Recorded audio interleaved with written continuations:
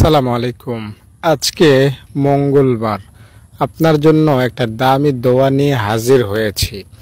দোয়াটা আমি নিজে বই থেকে পড়েছি এবং দোয়াটার ক্ষমতা সম্পর্কে জেনেছি এবং বিশ্লেষণ করে এবং বিভিন্ন ওলামায়ে কেরামের মুখ থেকে জেনে শুনে এটা আমি বুঝতে পেরেছি যে এই দোয়াটা আপনার জন্য খুবই উপযুক্ত। আপনি যদি দোয়াটা পড়েন তাহলে আপনি একদম নিষ্পাপ হয়ে যাবেন। এই দোয়ার মতো দামি দোয়া বা ফজিলাতপূর্ণ দোয়া আর হতে পারে না। এটা আপনার জীবনের গুনাহ একদম মুহূর্তের মধ্যে ভ্যানিশ করে দিবে। এটা খুবই তড়িৎ গতিতে একটা মানুষকে শিশু বানায়, নিষ্পাপ বানায়, একদম গুনাহমুক্ত করে। তাই যারা গুনাহ নিয়ে সিরিয়াস, যে আমি তো নামাজ পড়ি নাই, আমার নামাজ না পড়ার গুনাহ মাফ করাতে হবে, আমি তো সুদ খাইছিলাম, আমার সুদ খাওয়ার গুনাহ মাফ করাতে হবে, আমি তো মিথ্যা বলেছিলাম, আমার মিথ্যা বলার গুনাহ মাফ করাতে হবে, আমি তো চুরি করেছিলাম, আমার চুরি হওয়ার গুনাহ, আমি যে চুরি করেছি সেই গুনাহ মাফ করাতে হবে, আমি ডাকাতি করেছিলাম, আমার ডাকাতি করার গুনাহ মাফ করাতে হবে, আমি হিংসা অহংকার করেছিলাম, আমার হিংসা অহংকারের গুনাহ মাফ করাতে হবে, আমি ফাহিশা কাজ করেছিলাম, আমি খারাপ চিন্তা ভাবনা করেছিলাম, অশ্লীল কাজ করেছিলাম, অন্যায় কাজ করেছিলাম, আমি বেহুদা কাজ করেছিলাম, আমি শয়তানের কাজকর্ম করেছিলাম, এগুলো মাফ করাতে হবে। যারা নিজের গুনাহ মাফ করাতে চান, চাই সেটা সগীরা হোক কিংবা কবিরা হোক, চাই সেটা ছোট গুনাহ হোক কিংবা আকাশ ছোঁয়া গুনাহ হোক, তাদের জন্য এই ভিডিওটা। আপনারা ভিডিওটা কষ্ট করে একটু সময় নিয়ে দেখেন। আমি বিশ্বাস করি আপনাদের নতুন গুনাহ কিংবা পুরান গুনাহ, জানা গুনাহ কিংবা অজানা গুনাহ, ছোট গুনাহ কিংবা বড় গুনাহ, সকল রকমের সকল প্রকারের গুনাহ মাফ আল্লাহ তাআলা করে দিবেন এই ছোট্ট একটা দোয়া পাঠ করার উসিলায়। আমি বরাবরই আপনাদের জন্য গুনাহ মাফের সেরা সেরা দোয়াগুলো নিয়ে হাজির হই। আজকেও সেই রকমের একটা দোয়া নিয়ে হাজির হয়েছি। দর্শক, দোয়াটা আমি এখন বলবো, তার আগে আপনাদের কাছে অনুরোধ করছি, যারা ভিডিওটিতে যুক্ত হয়েছেন, আমার কথাগুলো শুনতেছেন, প্রত্যেকেই একটা লাইক করবেন এবং কমেন্ট বক্সে আমিন লিখবেন। কেউ লাইক না করে যাবেন না, কেউ আমিন না লিখে যাবেন না। যারা লাইক করলেন, কমেন্টে আমিন লিখলেন, আমি দোয়া করি আল্লাহ তাআলা আপনাদের শিশু বানান, আল্লাহ আপনাদের নিষ্পাপ বানান, মক্কা মদিনায় নবীজির রওজায় জিয়ারতে যাওয়ার তৌফিক দান করেন, আল্লাহুম্মা আমিন। দর্শক, একটা হাদিসে আমি পড়েছিলাম যে নবীজি সাল্লাল্লাহু আলাইহি সাল্লাম সাহাবায়ে কেরামকে গুনাহ কেমনে আল্লাহ মাফ করে দেন সেটা বোঝানোর জন্য একটা গাছের পাতা, গাছের ডাল ধরলেন, যে গাছের পাতাগুলো একদম শুষ্ক ছিল, একদম শুকনো ছিল। তো ওই গাছের পাতাটা ধরে নবীজি এরকম ঝাঁকালেন। আর স্বাভাবিকভাবে গাছের পাতা যদি শুষ্ক শুকনো থাকে তাহলে গাছের পাতা পড়ে যায় ঝাঁকুনির কারণে। তো নবীজি যখনই ঝাঁকি দিলেন, সকল পাতা, প্রতিটি পাতা ওই ডাল থেকে ঝরে পড়ে গেল। তো নবীজি সাল্লাল্লাহু আলাইহি সাল্লাম সাহাবীদেরকে বললেন যে আল্লাহ তাআলা বান্দার গুনাহ বিশেষ এই আমলটার কারণে এভাবে ক্ষমা করে দেন। একটা আমল নবীজি সাহাবীদেরকে বলেছেন, ওই আমলটার বলার পরে বলেছেন এই আমলটা যদি কেউ করে তো তার গুনাহ এভাবে ঝরে পড়ে একদম ছাই হয়ে যায়। আরেকটা আমল আপনাদেরকে বলি, এটা যদিও সবার পক্ষে করা সম্ভব নয় আমল, সেটা হলো হজ। হাদিস শরীফে এসেছে, নবীজি বলেছেন যে ব্যক্তি হজ করে ঠিকঠাক মতো, তার গুনাহ কেমনে মাফ হয়? এমনে মাফ হয় যে সে যেন মায়ের পেট থেকে মাত্র বের হলো, মায়ের পেট থেকে বের হওয়ার মতো একদম শিশু হয়ে যায়, নিষ্পাপ হয়ে যায়। কে যে হজ করে। তাই যাদের টাকা পয়সা আছে হজ করবেন। তো হজ করা সবার পক্ষে সম্ভব না, সারা বছর এটা সম্ভব না। তো এছাড়াও আরো কিছু আমল নবীজি আমাদের জন্য রেখে গিয়েছেন, যেগুলো করলে মনে করেন গুনাহ যতই হোক মাফ হয়ে যায়। যেমন আরেকটা আমলের কথা নবীজি বলেছেন যে দেখো, তোমাদের বাড়ির সামনে যদি একটা নহর থাকে, নহর মানে নদী বা খাল বা ধরেন পুষ্কুনি, আর সেখানে যদি আপনি 5 বার গোসল করেন তাহলে আপনার শরীরে কি ময়লা থাকতে পারে? তো সাহাবীদেরকে যখন এটা বললেন যে তোমরা 5 বার যদি একটা পুষ্করিণীতে গোসল করো, তোমাদের শরীরে ধুলাবালি, ময়লা, ঘামের গন্ধ ইত্যাদি দুর্গন্ধ থাকতে পারে। সাহাবায়ে কেরাম বললেন, ইয়া রাসূলুল্লাহ, 5 বার গোসল করলে কিভাবে সম্ভব থাকবে? একদম সম্ভব না। ওই লোকটার শরীরে কোনো ময়লাই থাকবে না, ওই লোকটা ময়লা মুক্ত হবে। নবীজি বললেন যে তোমরা যদি 5 ওয়াক্ত নামাজ পড়ো, তাহলে তোমাদের শরীরে, তোমাদের আমলনামায় কোনো গুনাহ থাকবে না। 5 বার গোসল করলে যেমন কোনো ময়লা থাকে না, 5 ওয়াক্ত নামাজ পড়লে কোনো গুনাহ অবশিষ্ট থাকে না। তাই যারা 5 ওয়াক্ত নামাজ পড়েন তাদের গুনাহ নাই, এটা আপনারা ধরেই নেন। আপনি 5 ওয়াক্ত নামাজ পড়বেন আর আপনার ওই টুকটাক গুনাহ এখানে জমা থাকবে, এত সহজ না গুনাহ। 5 ওয়াক্ত নামাজের কাছে আপনার গুনাহ টিকতেই পারে না। বুঝতে পেরেছেন? আরো সহজ আমল আপনাদেরকে বলি, একদম সিম্পল আমল বলি, শোনেন। আপনি যদি মনে করেন সুবহানাল্লাহ পড়তে পারেন, আলহামদুলিল্লাহ, আল্লাহু আকবার, লা ইলাহা ইল্লাল্লাহ, এই তাসবিহগুলো যদি 33 বার করেও পড়তে পারেন রাতে ঘুমের আগে বা 5 ওয়াক্ত নামাজের পরে, তাহলে কি হবে জানেন? হাদিস শরীফে এসেছে যে আপনার গুনাহ যদি সমুদ্রের ফেনা পরিমাণ হয়, সমুদ্রের ফেনা, আশা করি বুঝতে পেরেছেন। দুনিয়াতে যত গাছের পাতা আছে তার চাইতে বহুগুণ বেশি হবে সমুদ্রের ফেনা। সমুদ্রের ফেনার পরিমাণ কিন্তু বিশাল হয়, কারণ দুনিয়াটা 3 ভাগই পানি আর 1 ভাগ শুধু জমিন। তো বিশাল পানি পড়ে আছে, বিশাল বিশাল সমুদ্র পড়ে আছে, সেখানে বিশাল ফেনার রাশি রয়েছে, কোটি কোটি মিলিয়ন ট্রিলিয়ন ফেনা আছে। তো হাদিসে পাওয়া যায় যদি আপনার গুনাহ ওই সমুদ্রের ফেনা পরিমাণও হয়, আপনি এই ছোট্ট ছোট্ট বাক্যগুলো পড়ার কারণে আপনার ওই পরিমাণ গুনাহ থাকলেও কি হবে? মাফ হয়ে যাবে। এজন্য ভাই বোন, দর্শক শ্রোতা, এই সমস্ত হাদিসগুলো আমরা জানি, শুনি, পড়ি। আল্লাহ তাআলা আমাদেরকে এগুলো জানিয়েছেন বিশেষ একটা উদ্দেশ্যে, যাতে আমরা হতাশ না হই। আরো স্পষ্ট করে আল্লাহ তাআলা বহু ঘটনাও আমাদের সাথে শেয়ার করেছেন। যেমন আল্লাহ বলেছেন নবীজির মাধ্যমে, বিভিন্ন হাদিসের মাধ্যমে, যে আমি একটা জিনাকারিনী নারী, যার পেশাই ছিল জিনা করা, আমি তাকে মাফ করেছি। আল্লাহ তাআলা আমাদেরকে জানিয়েছেন। এছাড়াও আল্লাহ জানিয়েছেন আমাদেরকে বিভিন্ন রেওয়ায়াতের মাধ্যমে যে আমি 100 খুন একজন করেছিল, আমি আল্লাহ তাকে পর্যন্ত ক্ষমা করেছি, দয়া করেছি। তো এগুলো জলজান্ত হাদিস, এগুলো আমাদের সামনে একদম একদম পরিষ্কার যে 100 খুনের আসামিও আল্লাহ তাআলার কাছে ক্ষমা চাইয়া ক্ষমা পাইছে।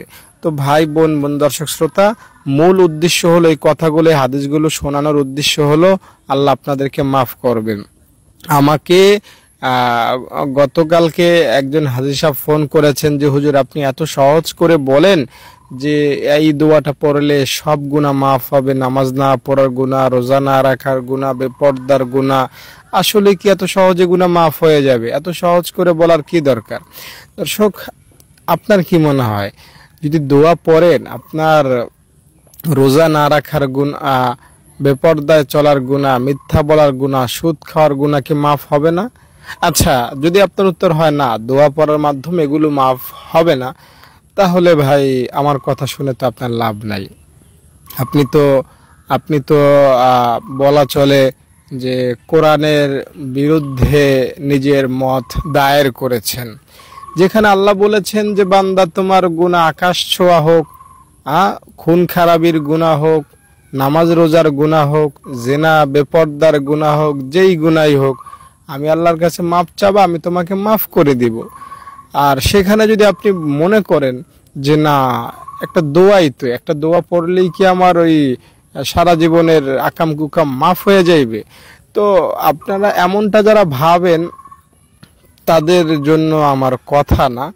আপনি এটা মনে করবেন, যারা আমার কথাগুলো শোনেন, আমার কথার উপর ভরসা রাখবেন, বিশ্বাস রাখবেন, আল্লাহর কাছে দোয়াটা পড়ে, যে ভিডিওতে যে দোয়াটা বলি, যে নিয়মে, ওইভাবে আমল করবেন। আমি দায়িত্ব নিয়ে তো বলি, শুধু খোলাসা কথা তো আপনাদেরকে বলি না যে দোয়াটা পড়বেন, আপনার গুনাহ মাফ হইলে হইল, না হইলে না হইল, আপনার বোঝা আপনি বুঝবেন। আমি তো ওইভাবে বলি না। আমি বলি ভাই আমার শেখানো এই দোয়াটা আপনি আমার শেখানো নিয়ম অনুযায়ী পড়বেন, আপনার গুনাহ মাফ হওয়ার নিশ্চয়তা ভরসা আমি দিচ্ছি ইনশাআল্লাহ। এভাবে কথা বলি, কোনো রকমের সংশয় দুর্বলতা অন্তরে থাকে না আমার, যে আমার রব এত দয়ালু এত মেহেরবান, তার কাছে তার একটা বান্দা গুনাহ মাফের জন্য নবীর শেখানো একটা দোয়া পড়ে ক্ষমা চাইবে আর আল্লাহ তাকে মাফ করবে না। এটা হতে পারে না, এটা হতে পারে না। একটা বাচ্চা বাবার কাছে খাবার চাইলো, বাবার কাছে খাবার আছে, টাকা আছে, সবকিছু আছে, বাচ্চাটা অনাহারে ক্ষুধায় মরে যাচ্ছে, এমন কি হওয়া সম্ভব? সম্ভব না। এই শিশুটা বাবার কাছে যখনই খাবার চাইবে, মার কাছে যখনই খাবার চাইবে, মা বাবা তখনই শত ব্যস্ততা থাকলেও খাবার দিবে তাকে, ঠিক না? এমন বলবে না তোকে সকালে খাওয়াইছি এখন আবার দুপুরে খাওয়ার জন্য কান্নাকাটি করতেছিস, আবার দুপুরে খাওয়াইছি আবার রাতে খাওয়ার জন্য কান্নাকাটি করতেছিস। এভাবে কিন্তু বিরক্ত হন না, কখনোই কোনো মা বাবা এভাবে বিরক্ত হন না। আল্লাহ তাআলা এমনই, তার কাছে আপনি ক্ষমা চাইবেন আর ক্ষমা পাইবেন। আল্লাহ তাআলার কাছে ক্ষমা চাইয়া আপনি আল্লাহ তাআলাকে বিরক্ত করবেন, ওই রকমের মানুষ তো আপনি না। আপনি আপনার 14 গোষ্ঠী মিললেও আল্লাহকে বিরক্ত করতে পারবেন না। আল্লাহকে আপনি কি মনে করেন? আপনি মাপ চাইলেন আর আপনার জন্য আল্লাহ তাআলা বিরক্ত হয়ে যাইবেন? না রে ভাই, এত সহজ না। আমার আল্লাহ এতই ধৈর্যশীল, এতই উচ্চ, এতই মহান যে তাকে বিরক্ত করা গোটা মানব জাতির পক্ষেও সম্ভব না। আল্লাহ তাআলা বলেই দিয়েছেন যে বান্দা আমার কাছে তুই দৈনিক 70 বার ক্ষমা চাইবি। সকালে গুনাহ করে সকালে মাপ চাইবি, আবার দুপুরে গুনাহ করে দুপুরে মাপ চাইবি, বিকালে গুনাহ করে বিকালে মাপ চাইবি, সন্ধ্যায় গুনাহ করে সন্ধ্যায় মাপ চাইবি, রাতে গুনাহ করে রাতে মাপ চাইবি, আমি তোকে মাফ করে দিব। আমি কখনোই বলবো না যে বান্দা তুই এত গুনাহ করিস, এতবার ক্ষমা চাস, আমি তোকে মাফ করব না, তোকে আমি কষ্ট দিব, শাস্তি দিব না। এই সমস্ত কথা আল্লাহ তাআলা বলেন না। বরং আল্লাহ তাআলা এটা বলেন যে বান্দা আসো দেখি তুমি বেশি গুনাহ করতে পারো না আমি তোমাকে বেশি ক্ষমা করতে পারি। আল্লাহ তাআলার কথাই হলো বান্দা তুমি গুনাহ করতে করতে একটা সময় ক্লান্ত হয়ে যাবা, কিন্তু আমি তোমার মালিক, তোমাকে ক্ষমা করতে করতে কখনোই ক্লান্ত হব না। আমার কাছে ক্ষমা চাইতে দেরি, তোমাকে আমি ক্ষমা করতে দেরি করব না। তাই ভাই বোন দর্শক শ্রোতা, যারা আমার এই কথাগুলো এই পর্যন্ত শুনলেন, তাদের জন্য আমার এখন একটা পরামর্শ হইল, আমি যে দোয়াটা এখন বলবো, এই দোয়াটা জানা হোক অজানা হোক, পরিচিত হোক অপরিচিত হোক, আগে থেকে মুখস্থ থাক বা না থাক, দোয়াটার উপর শতভাগ বিশ্বাস রাখবেন। এটা আপনার 1 নম্বর দায়িত্ব। হ্যাঁ, এই দোয়াটা পড়ব, এই দোয়াটার উসিলায় আল্লাহ আমাকে মাফ করবেন।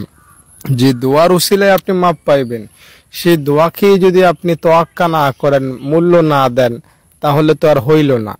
তাই এজন্য বলছি, এমন কোন দোয়া তো আর আমি আপনাকে বানায়া কুনায়া বলতে পারবো না যেটা নতুন এসেছে। হয়তো দোয়াটা আপনার জানা আগে থেকেই, হয়তো মুখস্থ, তাই আপনি দোয়াটা শোনার পরে মনটা স্বাভাবিক থাকতে পারে, এটা আর কি দোয়া, আমি পড়লেই কি না পড়লেই কি, এটা আমার গুনাহ কেমনে মাফ করবে না। এই জন্যই বলছি, আমার কথাগুলো যেহেতু আপনি সময় নষ্ট করে শুনেছেন, এখন আপনার প্রথম কাজ হলো যেটাই বলি আমি, যে দোয়াটাই বলি, সেটার উপর ভরসা রাখবেন।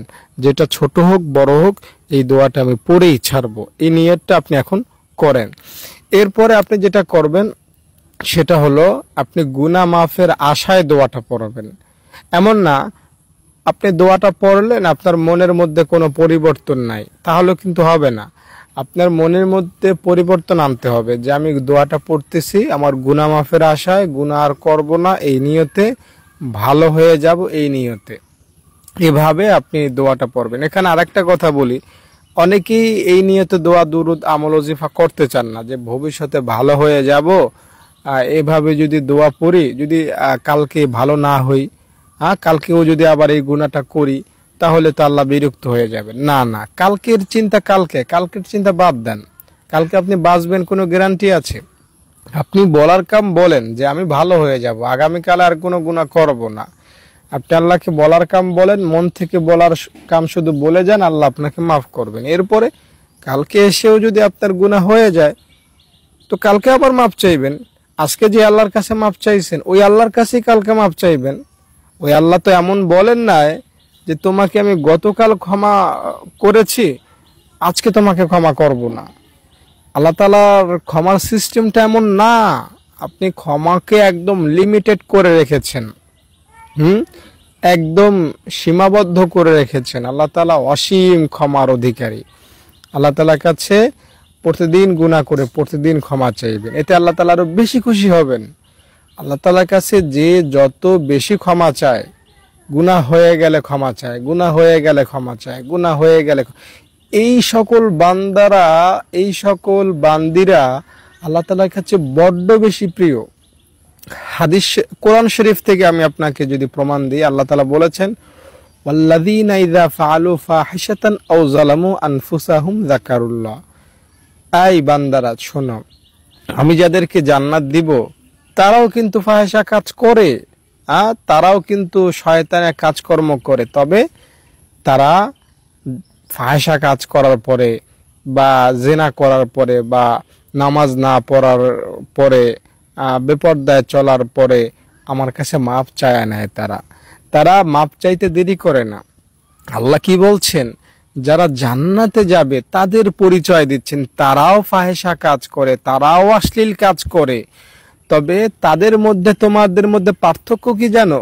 তারা গুনাহ হয়ে গেলে আমার কাছে মাপ চায় না, দেরি করে না। আর যারা জাহান্নামে যাবে তারাও ফাহিশা কাজ করে, তবে তারা আল্লাহর কাছে মাপ চায় না। তাই আল্লাহ তাআলার কাছে মাপ চান, রবের কাছে ক্ষমা চান। এই যে দোয়াটা বলছে আপনি আপনাকে একটু খেয়াল করবেন। আশহাদু আল্লা ইলাহা ইল্লাল্লাহু ওয়াহদাহু লা শারীকা লাহু ওয়া আশহাদু আন্না মুহাম্মাদান আবদুহু ওয়া রাসূলুহু।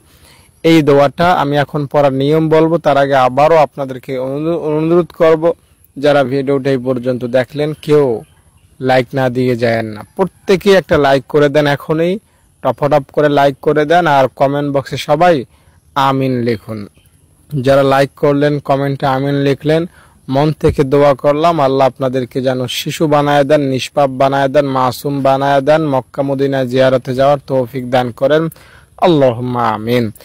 দর্শক, এটা আপনার কাছে পরিচিত, এটা আমরা জানি কালিমায়ে শাহাদাত হিসাবে। তো এই জন্য আমি আপনাকে আগেই বলেছিলাম, দোয়া জানা হোক অজানা হোক দোয়াটার উপর বিশ্বাস রাখবেন। এই দোয়াটার ক্ষেত্রে হাদিসে এমনটা পাওয়া যায়, কেউ যদি উযু শেষে এই দোয়াটা পড়ে তাহলে তার জন্য জান্নাতের 8টা দরজা খুলে যাবে, জান্নাতের যে কোনো দরজা দিয়ে সে জান্নাতে ঢুকে যেতে পারবে। এছাড়াও এই দোয়াটা সম্পর্কে হাদিসে অনেক ঘটনা রয়েছে, যেই ঘটনাগুলো এটা প্রমাণ করে যে দোয়াটা যেই পড়বে তার গুনাহ মাফ হয়ে যাবে। দেখেন, একটা শুধুমাত্র যুক্তি দিয়ে আপনাকে কথাটা বলি। একজন বিধর্মী, সে খ্রিস্টান বা ইহুদি বা বৌদ্ধ বা হিন্দু, সে যখন এই কালিমায়ে শাহাদাতটা পাঠ করে মুসলমান হয়, তখন এই যে একটা হিন্দু 40-50 বছর মূর্তির পূজা করেছে, নামাজ পড়ে না, রোজা রাখে না, আল্লাহ বিল্লাহ করে না, তো এই সব গুনাহ কিন্তু মাফ হয়ে যায়। এটা আপনিও জানেন, আমিও জানি, সব ওলামায়ে কেরাম এটা বলেন, ঠিক না? তো একটা বিধর্মীর গুনাহ যদি এত সস্তায় সহজে মাফ হয়ে যাইতে পারে, আমি আপনি মুসলমান কি এমন গুনাহ করে ফেললাম যে এই কালিমাটা পড়লে আমাদের গুনাহ মাফ হবে না? আপনার গুনাহ মাফ হতে বাধ্য ইনশাআল্লাহ, আপনি ভয় পায়েন না। আল্লাহ বলেছেন, শয়তান আমার বান্দাকে তুই যত ইচ্ছা গুনাহ করা, আমার বান্দা যদি আমার কাছে একবারও ক্ষমা চায় আমি আমার বান্দার গোটা জীবনের সব গুনাহ মাফ করে দিব। তাই ভাই বোন, আজকে যখনই সময় পান উজু করে নিরিবিলি একটু জায়গায় বসে গুনাহ মাফের আশায়, ভবিষ্যতে আর গুনাহ করবেন না সে আশায় এই কালিমায়ে শাহাদাতটা আপনি একবার পাঠ করেন, যদি সম্ভব হয় 100 বার পাঠ করবেন, আপনার গুনাহ আর থাকবে না ইনশাআল্লাহ। আল্লাহুম্মা আমিন। আয় রব্বুল আলামিন, তোমার কিছু বান্দা বান্দীদেরকে নিয়ে হাত উঠাইলাম। আল্লাহ, যারা আমার এই ভিডিওটিতে শুরু থেকে এই পর্যন্ত ছিল, যারা ভিডিওটা দেখলো, লাইক করলো, কমেন্ট করলো, আল্লাহ তাদের মনের আশা পূরণ করে দাও, তাদের গুনাহ মাফ করে দাও, তাদেরকে মক্কা মদিনায় জিয়ারতে যাওয়ার তৌফিক দান করো, তাদের বিপদ আপদ বালা মুসিবত দূর করো, তাদের মনের আশা পূরণ করো, তাদেরকে তুমি সুখী শান্তিতে রাখো।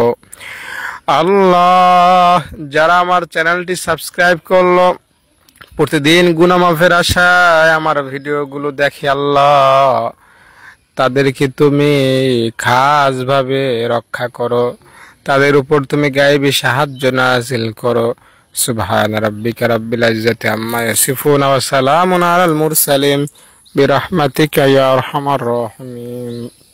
দর্শক, আশা করি ভিডিওটা আপনি দেখেছেন এবং আমার কথাগুলো বুঝেছেন। এখন আপনি ক্ষমা চাইবেন, সে আশা করে ভিডিওটা শেষ করব। তবে যাওয়ার আগে আবার অনুরোধ করছি, কেউ লাইক না দিয়ে যায়েন না। আর লাইকের কথা আপনাদেরকে বারবার বলি, কারণ লাইক দিলে আমার কথা বলতে অনেক ভালো লাগে। লাইক দিয়ে যায়েন আর কমেন্টে সবাই আমিন লিখে যাবেন। আর আপনি যদি আমার মাদ্রাসায় দান করতে চান, এখানে এতিম অসহায় গরিব ছাত্রীরা পড়াশোনা করে, তো এদের খোঁজ খবর নিতে, এদের জন্য দান করতে, বিস্তারিত জানতে ভিডিওতে দেয়া নাম্বারে ফোন করবেন। ভালো লাগলে দান করবেন। আসসালামু আলাইকুম।